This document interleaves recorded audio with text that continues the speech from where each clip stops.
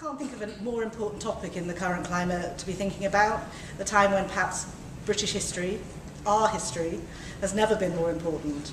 And the work we're presenting today comes out of a long-term engagement with issues of British identity and racial equality, on finding a place where Britain's black communities are recognised, not just in the contemporary setting and not just in the post-Windrush period, but as part of our shared past. And also with the BME population set to rise to 30% by 2051. So our migration story, this website, and the discussion are interventions in the pressing debates that are happening in this country at the moment. The debates which are very much shaping our country in very practical ways going forward post-Brexit.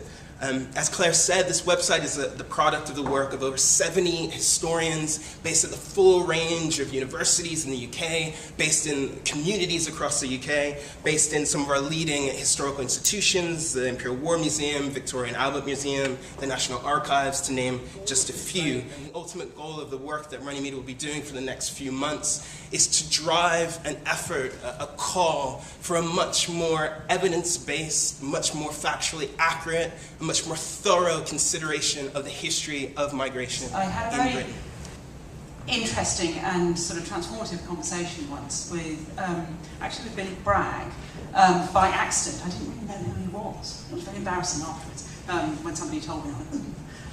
But he was, we were in an event not dissimilar to this, and somebody was talking about Anglo-Saxon and using it as a very sort of pejorative term. And I stood up after and said, look, I'm sorry, I teach Anglo-Saxon history, and I think you're getting this all wrong. And I ended up having a conversation with Billy Bragg about the hyphen. And he said, the only other people with a hyphen is Serbo Croat, you know, with this hyphen. And, you know, this shows that we were a multicultural country, you know, way back in time. So we carried on this conversation for some time. But it started to get me to think about, more critically, about what it meant to be British, what it meant to be English, and what this issue meant back in the distant past. I got particularly involved in this conversation with this group here and now because of the new OCR curriculum, which begins really with the Norman Conquest. And when I heard this, I went, but you can't start with the Norman Conquest, because if you start with the Norman Conquest, you're constructing the English as indigenous, and fundamental to Anglo-Saxon history is this constant retelling of stories of migration and building that into fundamental development of English identity before the Norman Conquest, on top of which you have phases of Viking migration from Scandinavia and all the rest of it. As we heard from the beginning, you know, migration is not a modern phenomenon. It has always been thus. The question that I always get asked, which is, where are you from? And I grew up here, I'm British, but I know that it's a very common experience for people who are visible minorities. And whenever I raise it, I get a very defensive response when people say, well, I'm just curious about your background. And the thing about that is that, you know, there are people from all different backgrounds in this room, I can see. I'm sure, and I'm confident there are white people in this room who have interesting immigration backgrounds who wouldn't be asked in the same way. And sometimes it's actually done in quite an alarming way in a professional context, where a senior person kind of demands in front of a large group of people, where are you from? And when you say I'm British, it's not regarded as a satisfactory answer. And you know why they're asking, right? They're not asking what part of London did you grow up in. What they're asking is, why are you brown? Who's the immigrant? What's the story? And ironically, I don't mind talking about my immigration background, but I resent the fact that it's required.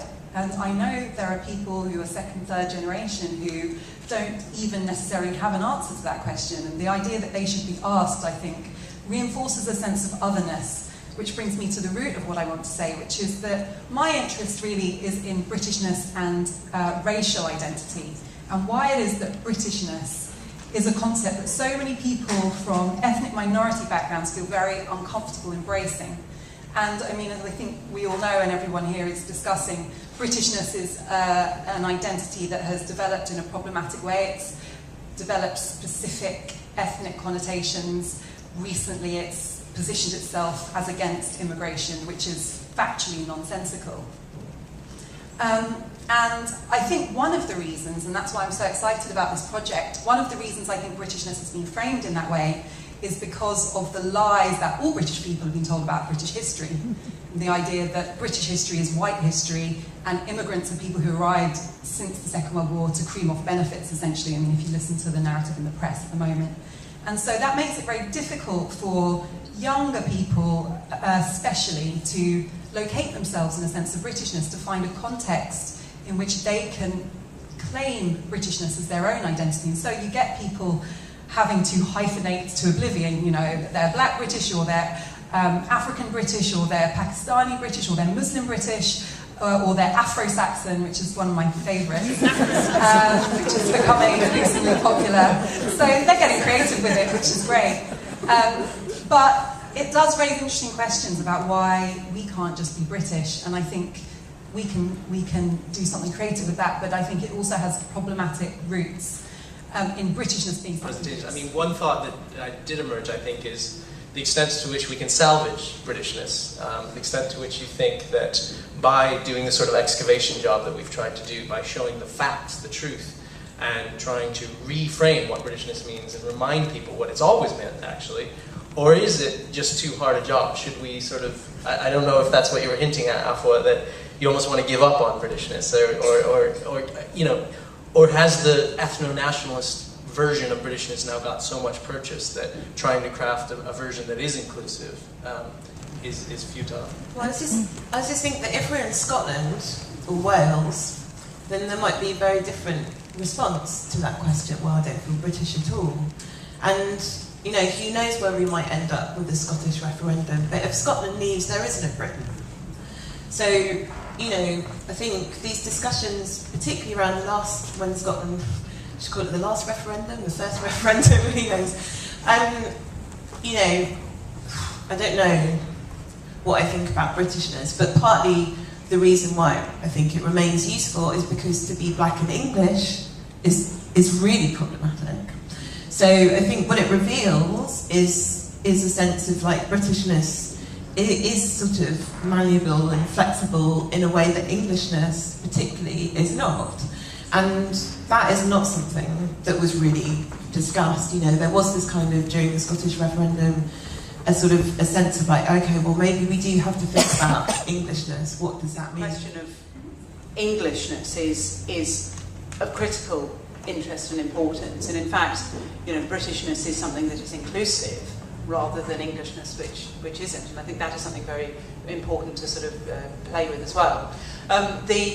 The irony from the if you go back to our evidence base for the early Middle Ages is that if we are looking at the material culture for evidence of migration into lowland England in the 5th and 6th centuries, the period that's commonly called the Dark Ages, we really can see, and archaeologists were very loath in the 60s and 70s to identify migration because it wasn't an academically fashionable thing to do at that point.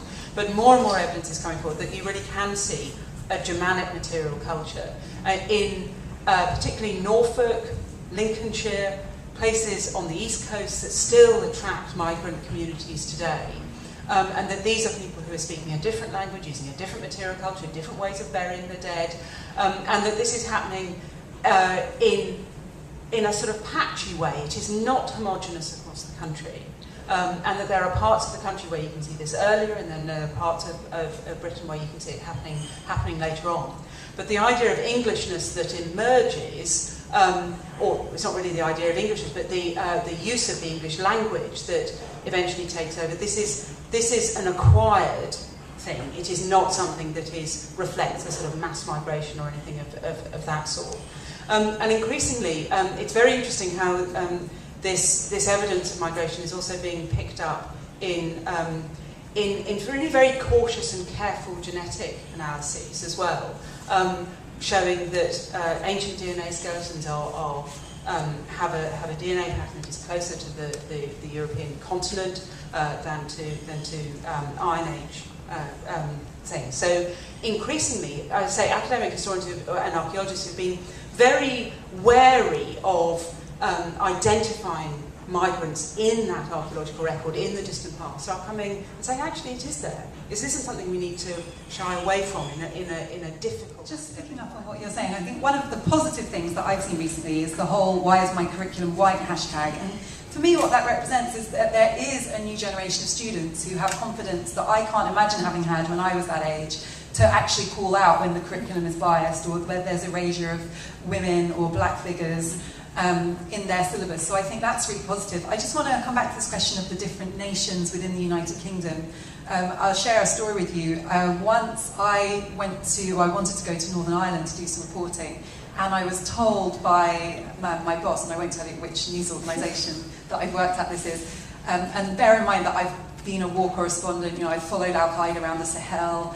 I was told that I couldn't go to Northern Ireland because I'm black and it's too dangerous. And eventually I was sent reluctantly with a security entourage, which I'd never had in any war zone. So that was an interesting experience.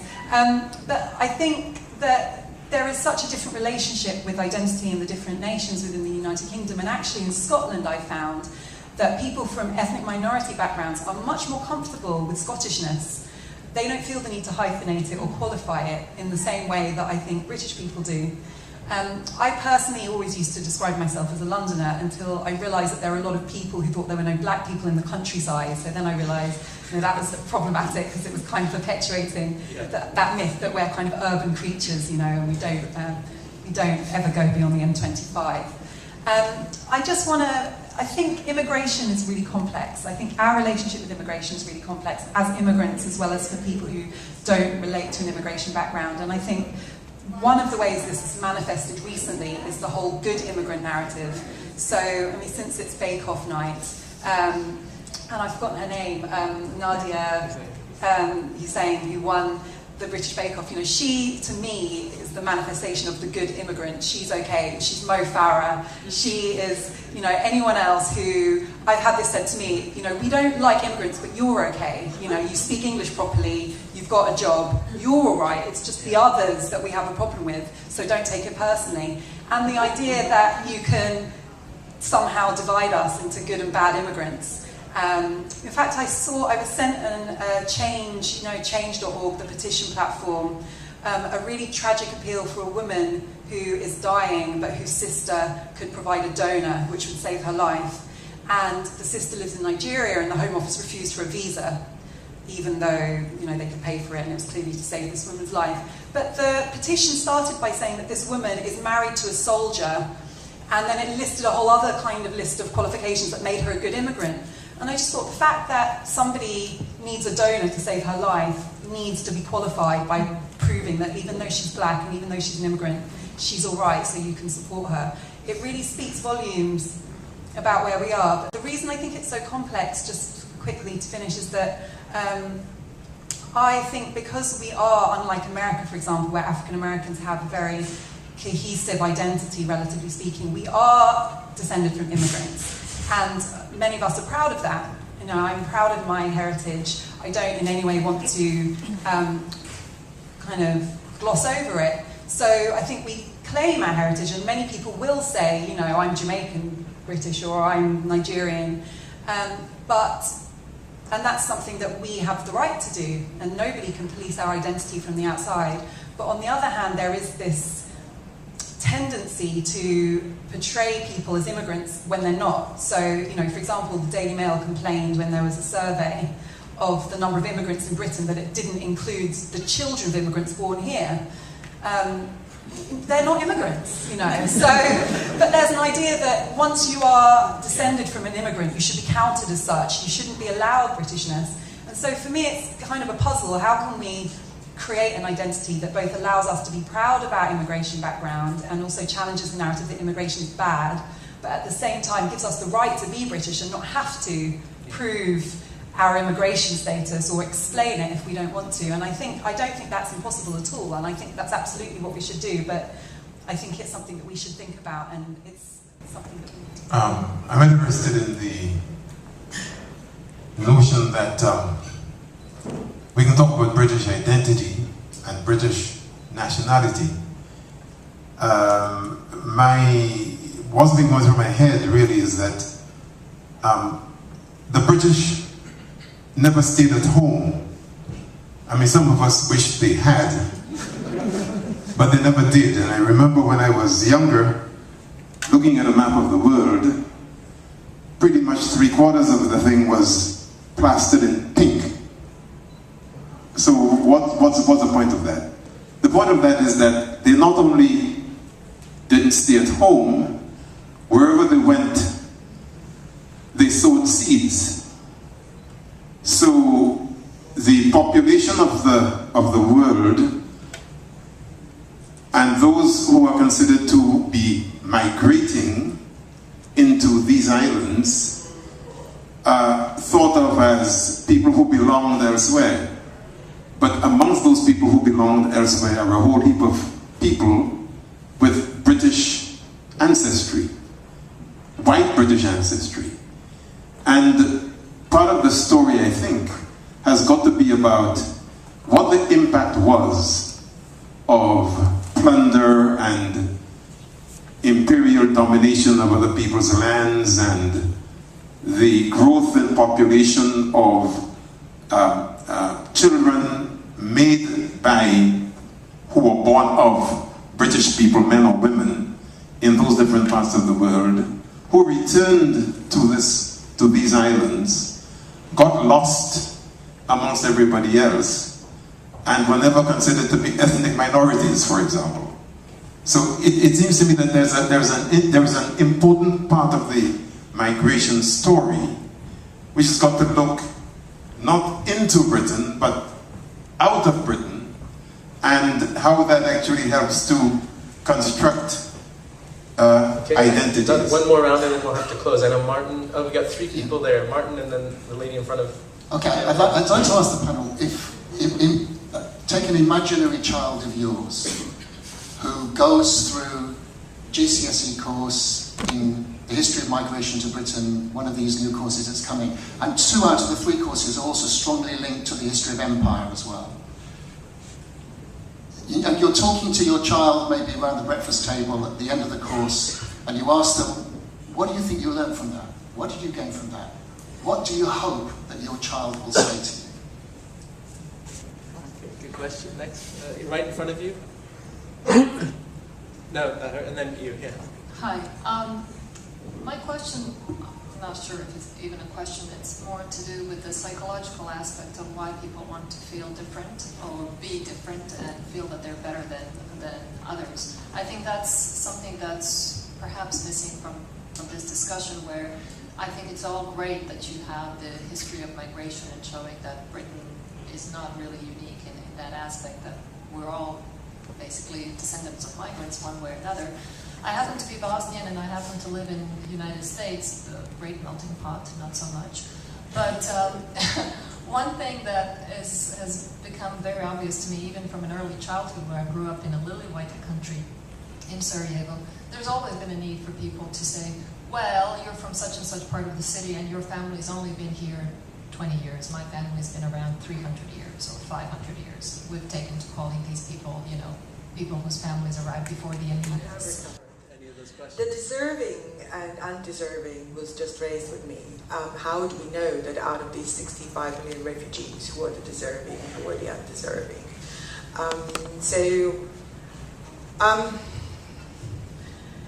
I mean, I would like to go back to the question, how, you know, imaginary child, what are they getting out of it? I would hope that they're getting something out of their daily experience of interacting with other people, and that is supplemented by sort of resources like this, and then that it becomes a normal part of the conversation and their education, and that it's not a microaggression that goes to where you're from.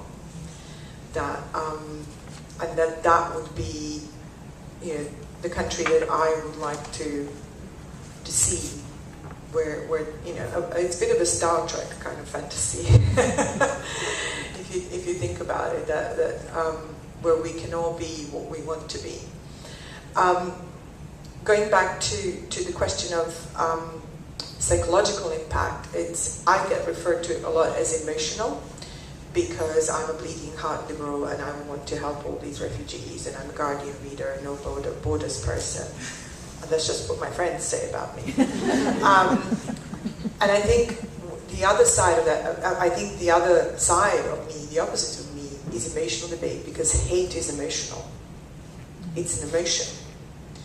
And how that dynamic plays out very quickly, and we have seen that in Bosnia, that you can have a really happy multicultural society that just goes up in flames very quickly because those kind of fears are stoked and developed and groups are dehumanized and history is twisted around.